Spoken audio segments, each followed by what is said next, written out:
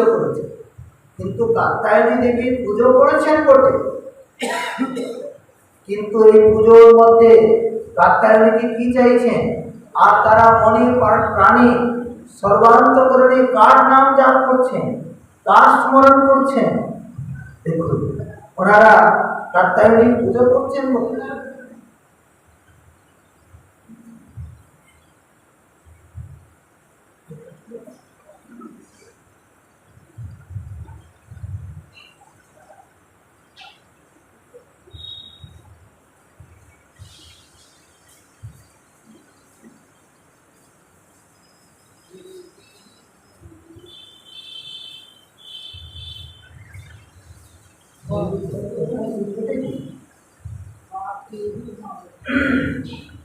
जय जय श्री राधे श्याम निताय गौर हरि बोल।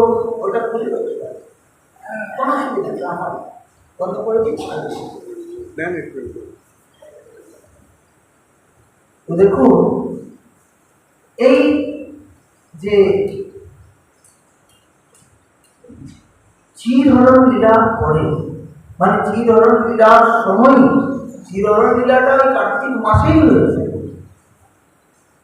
তাদেরকে আশীর্বাদ দেওয়ার জন্য গিয়েছেন, তাদের বস্ত্র চুরি করেছেন ভগবান। তো এই বস্ত্র চুরি করার হেতু দিয়ে প্রভু যেন বলছেন ব্রজবাসীগণকে, ওই ব্রজ ললনাগণকে, ব্রজপ্রেমীর পূজারিণীগণকে যেন বলছেন, দেখো তোমাদের মনোরথ সিদ্ধি হবে, তোমরা যে জন্য কাত্যায়নী দেবীর পুজো করছো, ওইখানে ওনারা পুজো করছেন। কি মন্ত্রে পুজো করছেন? কাত্যায়নী মহামায়ে महायोगी न्यधीश्वरी नंद गोप सुतम देवी पति में गुरुते नमः। हे कात्यायनी, हे महामाया, हे नंद सुते माने नंद महाराजेर पुत्री, नंद महाराजेर पुत्री बोले এই যে ব্রজলীলা হল, মা যশোদার গর্ভের থেকে যোগমায়া দেবী জন্মগ্রহণ করেছেন, এই জন্যে कात्यायनी महामाये महायोगिनी अधीश्वरी नंद गोप सुतम देवी। हे देवी नंद गोपीर पुत्र श्री कृष्णचंद्र की আমরা যেন প্রতিরূপ পাই। তাহলে এরকম করে প্রার্থনা জানালেন। আচ্ছা, এই প্রার্থনা জানিয়ে আর কি করছেন? এই প্রার্থনা জানানোর সাথে সাথে আরো কি কাজ করছেন? সেই কাজটি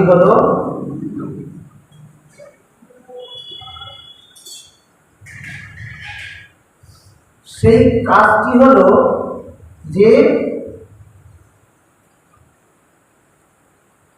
আমরা নন্দী নন্দনকে তাকে আমরা মনে প্রাণে, তাহলে পুজো করছেন কাত্যায়নী দেবী, কাত্যায়নী দেবীর মূর্তিও বানিয়েছেন, কিন্তু নন্দনকেই তারা চায়। আর এই যে স্নান করতে এসেছেন ব্রহ্ম মুহূর্তে সকালবেলায় প্রত্যেক গোপী এসেছেন, কিন্তু প্রত্যেক গোপী ওই কৃষ্ণকে কথা কীর্তন করতে করতে তারা যমুনায় আসলেন, যমুনার শীতল ঠান্ডা জলে স্নান করতে নেমেছেন। স্নান করতে করতেও তারা কৃষ্ণের কথাই গুণগান করছেন। কৃষ্ণ কথা গুণগান করতে করতে এমন আবেশ এসে যাচ্ছে, কতটা সময় গত হলো কেউ জানে না। এইবার অনেক সময় পরে কৃষ্ণ কথা কীর্তন করতে করতে ওই অবস্থায় উপরে উঠেছেন, যমুনার তটে উঠে বালুকার মূর্তি বানিয়ে আর প্রতিমার কাছে ওই মন্ত্রই জাপ করছেন। তো কৃষ্ণ না এসে পারে? কৃষ্ণ তো এই ব্রজললনাগণকে করুণা করবার জন্যই এসেছেন। সেইখানে ব্রজললনাগণ তারা কি করছেন? তারা ওই কৃষ্ণকে চাইছেন। কৃষ্ণ এসেছেন, বস্ত্র চুরি করেছেন, সেইখানে ওদেরকে বস্ত্র নেওয়ার ছলনা, মানে বস্ত্রগুলো ফিরিয়ে দেওয়ার ছলনায় দুই একটা কথা বলেছেন, তার মধ্যে যেন আশীর্বাদ দিয়েছেন, এখন নয়, আসছে যে শরৎ পূর্ণিমার রাত্রি, সেই শরৎ পূর্ণিমার পূর্ণ চন্দ্রমার পূর্ণ প্রকাশে তোমাদের মনোরম সিদ্ধ হবে। সেই শরৎ ঋতুতে পূর্ণ চন্দ্রমার পূর্ণ প্রকাশে ভগবান সেই চন্দ্রমাকে দর্শন করছেন। শ্রী শুকদেব ভগবান বর্ণনা করছেন, ভগবান অপি তাহা রাত্রি সর্বো ফুল্লবন্তিকা দীক্ষরন্তু মনশ্চক্রে योग माया उपासित। যোগ মায়া উপাসনা করছেন। তো যে এই রাত্রি, এই চন্দ্রমার শোভা, এই বৃন্দাবনের শোভা, যোগ মায়া তো সমস্ত কিছু স্মরণীয় আছে, তার ইঙ্গিতেই সমস্ত লীলা ব্রজমণ্ডলে। তো যোগ মায়া দেবী আজকে যেন বিশেষ রূপে এই ব্রজমণ্ডলকে সাজিয়েছেন, রাসলীলা করবার উপযুক্ত করেছেন। কেবল কি ব্রজবদনাগরের মনকে রবি করেছেন? না না, কেবল ব্রজবদনাগর নয়, স্বয়ং ভগবান শ্যাম সুন্দর তিনিও আজকে যোগমায়া দেবীর অধীন হয়েছেন। তিনিও আজকে ভুলে গেছেন এই সম্পূর্ণ ব্রজলীলায় ভক্তির লীলা, এখানে প্রীতির লীলা। কৃষ্ণকে যারা ভালোবেসেছেন তারা সবাই ভক্ত, আর কৃষ্ণ ভগবান। কিন্তু ভক্তরা ভক্তির ভাব ভুলে গেছেন, আমরা ভক্ত। তারা মনে করেছেন ভগবান নেই এখানে, আমি একজন কৃষ্ণের প্রিয়জন, কৃষ্ণ আমার একজন প্রিয়জন, কৃষ্ণ আমার প্রাণীর অনেক মর্মস্থানে অবস্থান করেন। আর কৃষ্ণ মনে করেন তিনি ভগবান হলেও ভগবানের ভগবত্তা জ্ঞান নেই।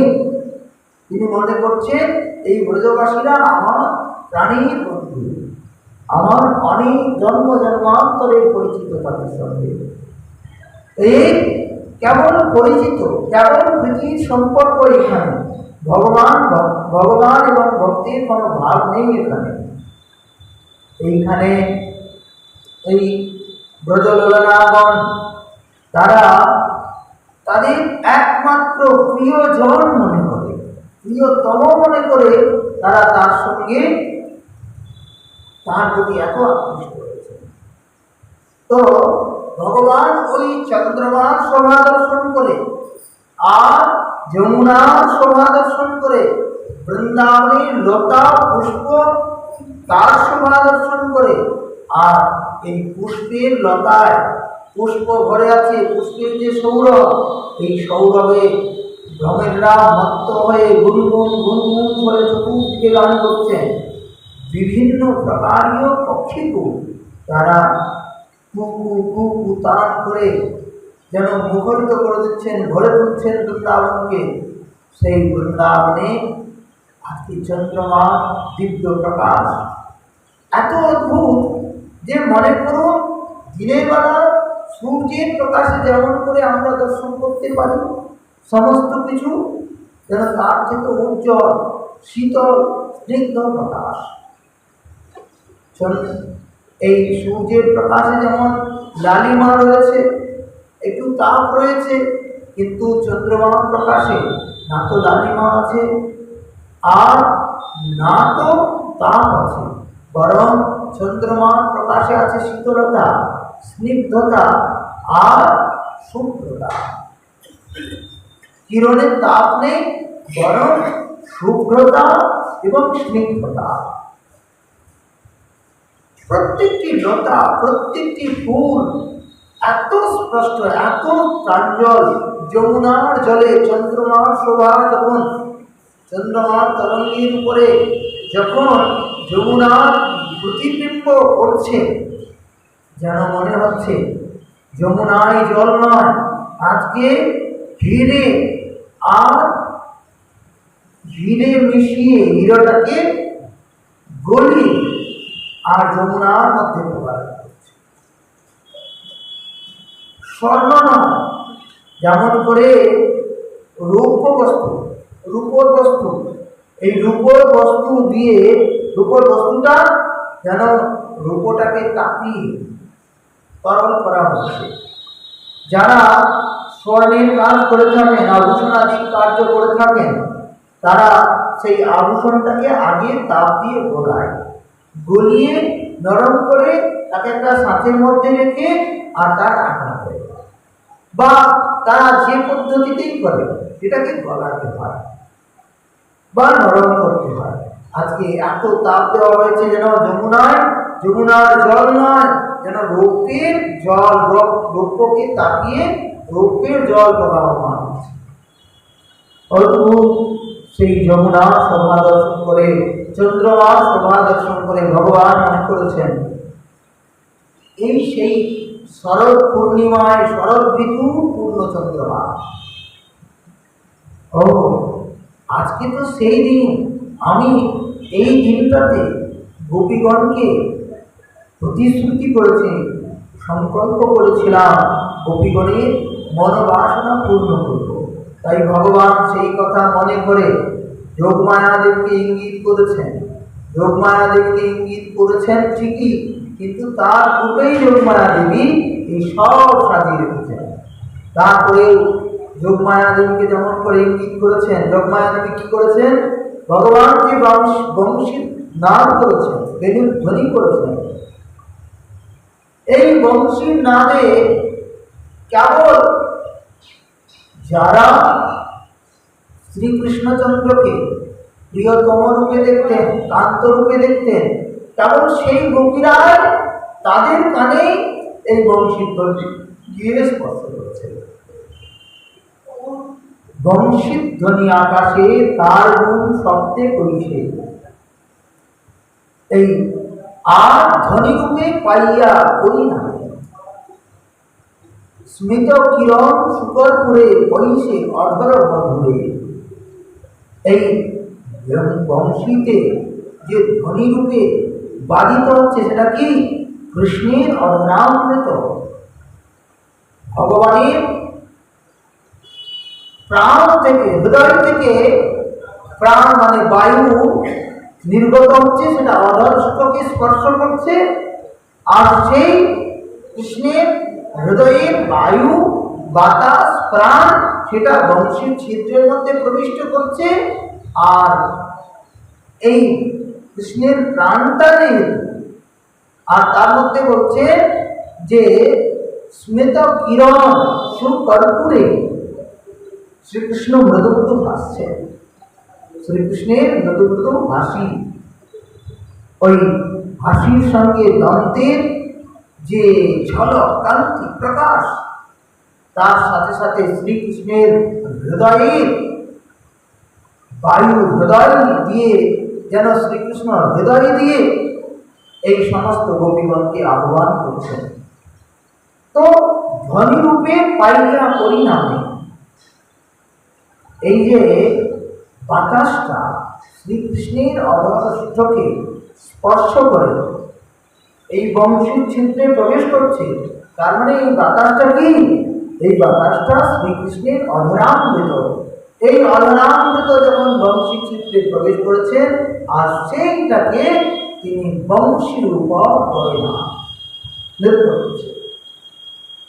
10টি মানে দুটো হাতে যে 10টা অঙ্গুলি, 10টা অঙ্গুলি যে নখচন্দ্রমা, এই নখচন্দ্রমাগুলো যেন এই বাঁশির উপরে নৃত্য করছে, কৃষ্ণের অধরামৃত শোভাকে আস্বাদন করছেন, পান করছেন।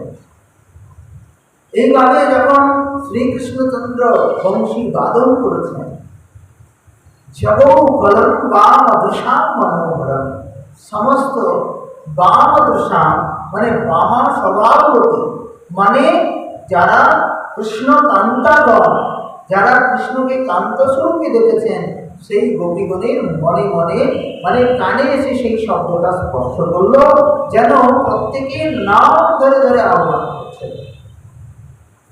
ভগবান পিতারা